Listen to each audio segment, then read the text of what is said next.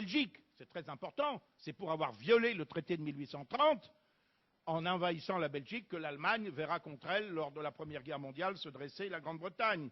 Le congrès de Paris de 1856 qui met fin à la guerre de Crimée et qui, c'est tout à fait d'actualité, admet, je cite, admet la Turquie au bénéfice du droit des gens européens. Autrement dit, le droit international, il n'est plus seulement européen, il s'étend pour la première fois à un pays non européen.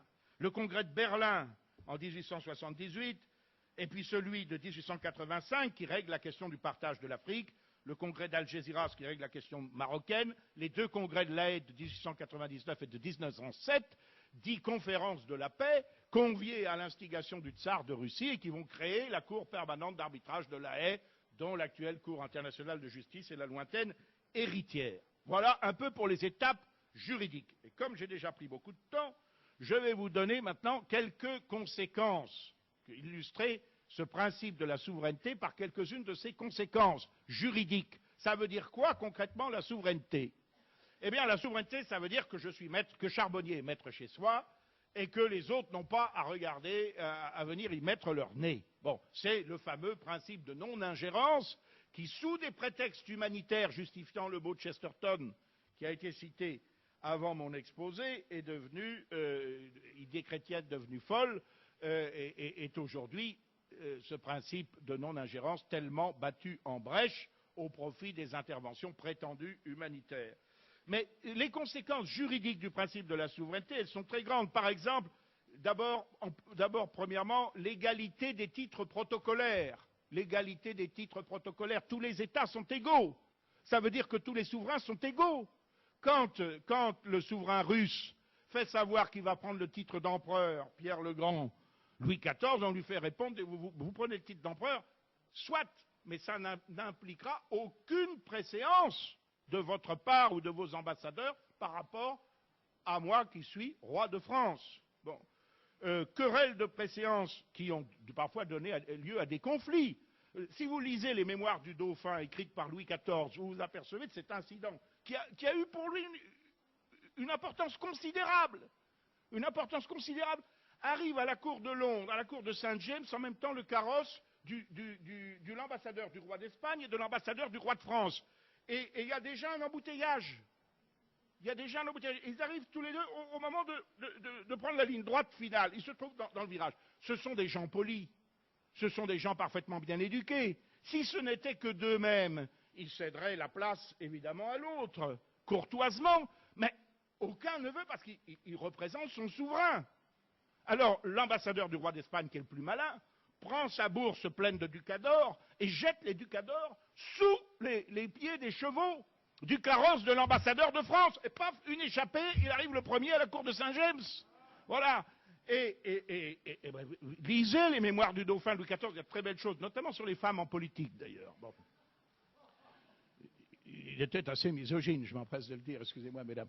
Mais c'est une affaire qui est sur le point de déclencher une guerre entre la France et la France et Louis XIV montrent les dents et le roi d'Espagne est obligé de rappeler son ambassadeur. Mais pour montrer qu'il ne lui en tient pas rigueur, il le décore aussitôt de l'ordre de la Toison d'Or. Bon.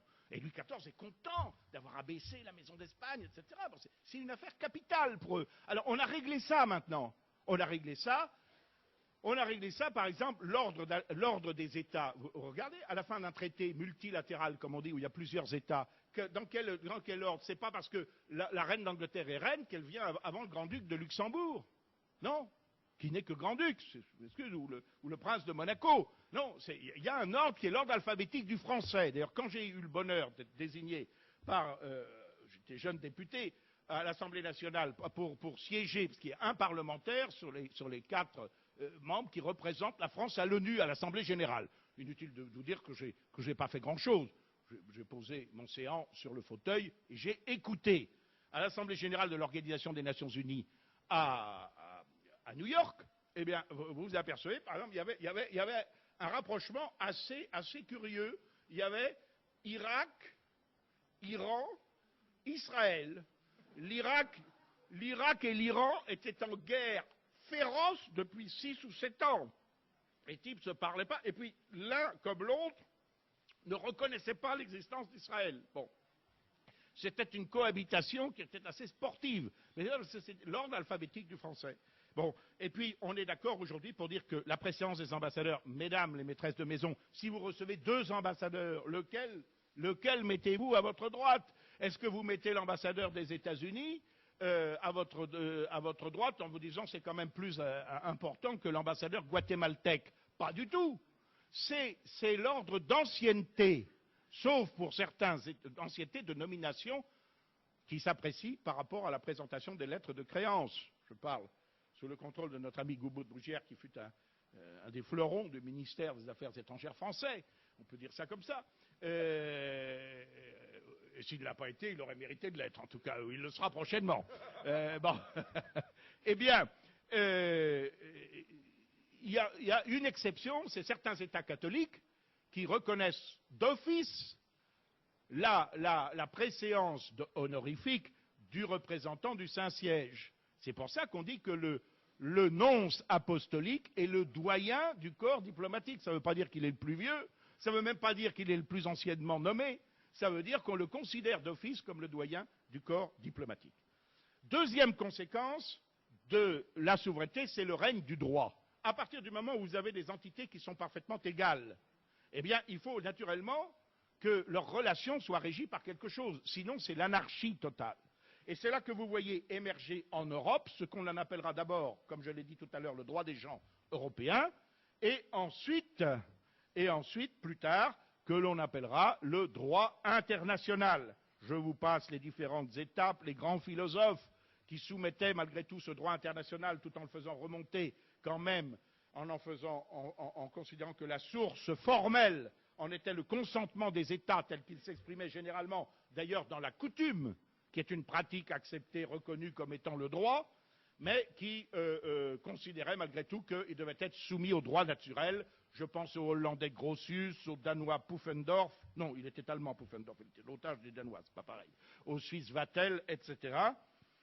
Ce droit des gens européens, il va prendre progressivement une dimension universelle. J'ai parlé de 1856, la Turquie, je pourrais parler du Japon, le Japon qui, le premier, va acquérir un statut d'égalité en 1899. Vous voyez, c'est la fin, c'est la révision des traités inégaux avec le Japon.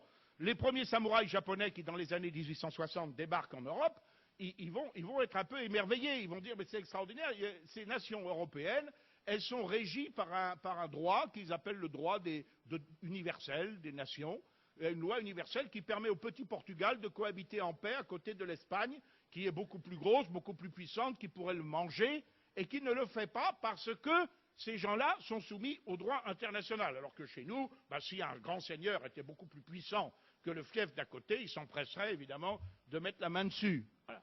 On découvre ce droit international.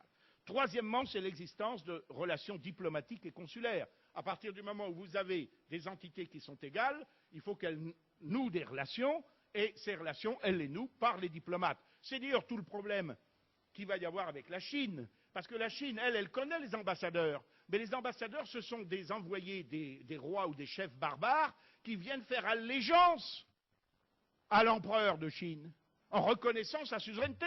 Alors l'empereur de Chine, il reçoit courtoisement au départ, il reçoit courtoisement les représentants des barbares britanniques, prussiens, etc.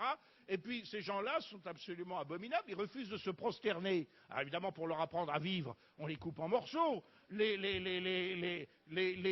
Enfin, je simplifie un petit peu. Les Occidentaux sont horrifiés parce que eux, ils considèrent qu'ils sont dans un système égalitaire et que par conséquent, l'ambassadeur représentant son souverain, il n'a pas évidemment à se prosterner devant un autre. Et que comme ce qu'il y a de plus sûr, de plus saint, de plus sacré dans les relations internationales, c'est l'inviolabilité des envoyés diplomatiques, pour apprendre la politesse aux Chinois, on va les envahir, on va mettre à sac le palais d'été, etc. Et vous voyez que le malentendu culturel aurait pu durer longtemps. D'ailleurs, à mon avis, il dure toujours. Et c'est pas vrai tout à fait de cesser. Enfin, l'égal accès, non pas enfin, quatrième caractéristique, l'égal accès à la mer. La mer, c'est pas du tout évident. Il y a une controverse au XVIIe siècle entre Grotius et Selden, Grotius néerlandais, enfin hollandais, Selden britannique. Est-ce que la mer, elle appartient à tel État riverain ou est-ce qu'elle est libre? Est-ce qu'elle est une res nullius, une chose qui n'appartient à personne? Et là-dessus, il y a un geste protocolaire, parce que le protocole, c'est très important. Il y a un geste protocolaire qui matérialise précisément cela, c'est le salut à la mer. Alors, comme je parle à côté d'un ancien élève de l'école navale, brillant, et puis que mon fils aussi en est issu, brillant aussi, oui, bien sûr.